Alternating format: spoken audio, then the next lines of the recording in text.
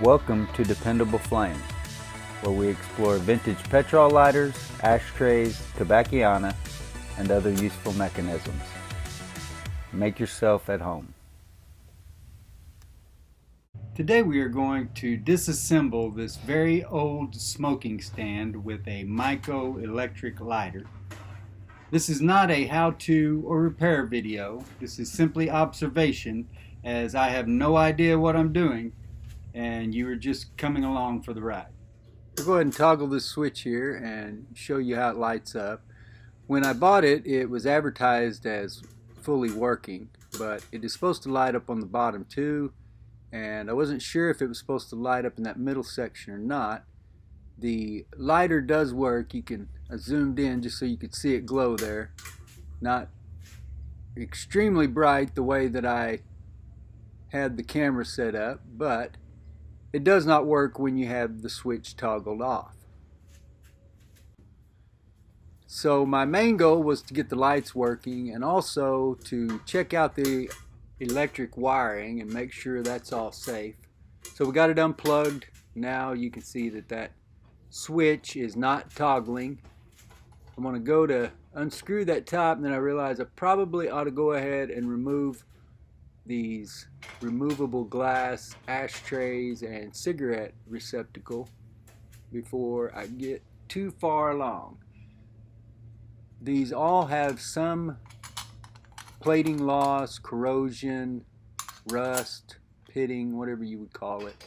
The glass looks great. To my knowledge, the glass was all flawless.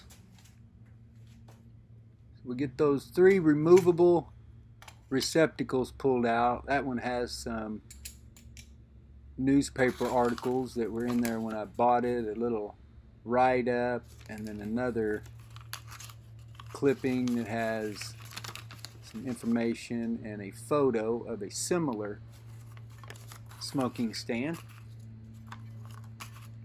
I believe this was made in the 1930s. So we are approaching antique status. So now that we got those off, we'll go ahead and remove this nut that's right on top. And it wasn't real tight. Trying to remember now that I have done this. I don't remember when I got it. It was assembled, fully assembled and packed all together in a box. But I don't remember whether that nut was tight or whether it was loose or not. We got the cap removed of the top bulb or globe of that multicolor slag glass, and then we're going to remove the middle band here, which holds the light bulb assembly. It is held on with a small standard set screw. And I'll go ahead and unthread the connectors that are joining the line from the wall into that top light bulb. I didn't figure there was a whole lot that I could mess up there. I may find it a little different when I go back. Seems simple enough. Maybe I should have gotten an image or shot of that while it was still assembled in case I need it for reference when I'm putting it back together. Now, I told you at the beginning that I was ignorant. I was just working my way through this. And right here at this point, when I turned my back to the camera, I was really frustrated. I hadn't thought everything through real well, and there's still a wire coming out that is going to be a little bit in the way of getting this glass up. And this is also about the time, before I even tried to pull that up and over it, that I realized, I think I had actually realized it before I turned my back to the camera, that's one of the reasons why I was so frustrated, that the glass was broke. And I certainly didn't realize that when I bought it. It was not advertised as such. I didn't disassemble it when I got it. It obviously did not work as it had been advertised, with the bottom light not coming on, and I wasn't sure whether there was a middle light or not. And I've moved since I bought it, so it's very possible that it was in perfect condition and that glass wasn't broke when I got it, but it was kind of, there was some tape inside of that housing, this glass housing, that I was fiddling with a little bit earlier, and I will show you again here in a minute when I come across it amidst all the rubble over there. But it looked like perhaps sometime way back somebody had actually taped that back together from the inside to hold it, and it's not chipped away. I didn't inspect it 100% up close to see exactly how well it still matched up, if some of it had chipped away, but it looked pretty good, and I certainly think I can use it. But I will be on the lookout for a replacement, most likely before I reassemble and put all this back together. There you see that tape, and that was, like I said, I don't know for sure. I know it came from inside of that bottom globe that was broke, but could have been to help somebody reuse that broken bottom globe, or it could have been from something else. I don't really know, but it doesn't really matter. This is a very old item that when I bought, I was certain that it was not going to be in the condition that it was listed as. I was pretty sure that it was not going to be fully working. It was in an auction listing online where there were very few pictures, certainly no video or anything like that. I don't believe it was lit up in any way. So to now pull it apart and figure out exactly what we have, and I'm going to clean everything up with soap and water and then figure out the best way to shine or polish it up. Here's another point where I should have thought a little bit better, and if I'd thought to turn the stand over earlier and pull the wires out from the bottom or from the top, depending on what I was trying to loose myself of, I could have saved myself a little bit of trouble. Live and learn. I've never done this before, so I'll bet you I don't make that mistake again.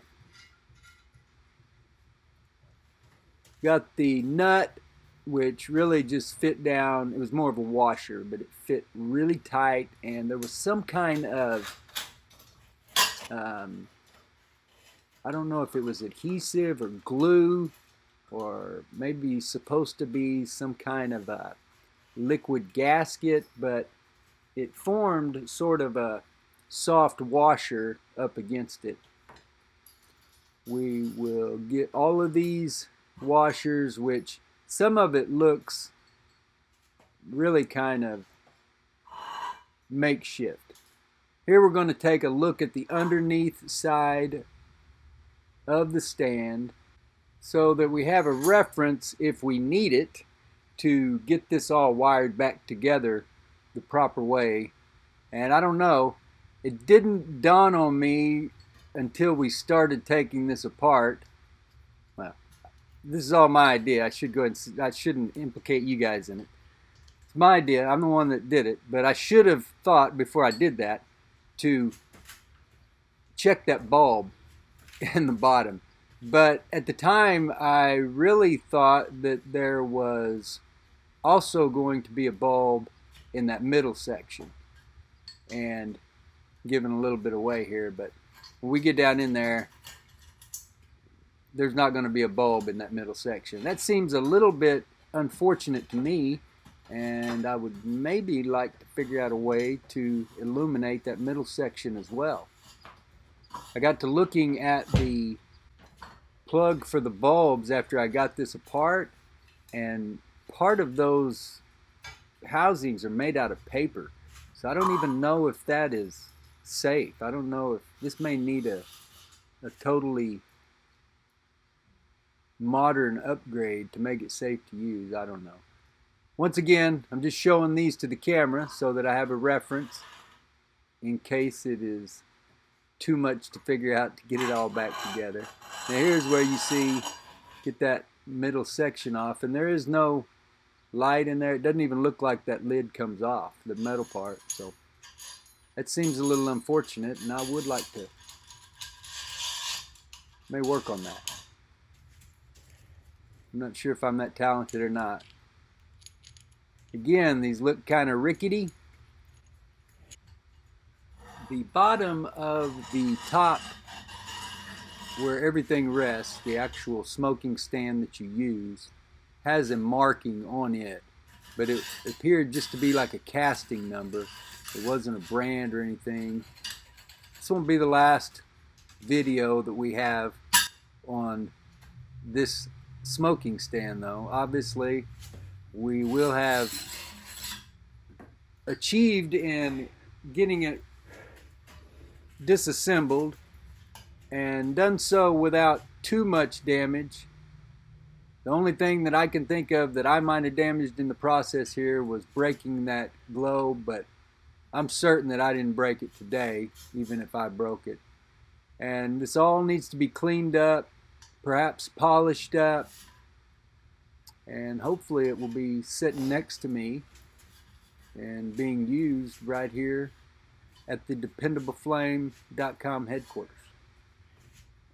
So a little bit of a mixed bag, not exactly what I was expecting, but we have a project on our hands anyway. Until next time.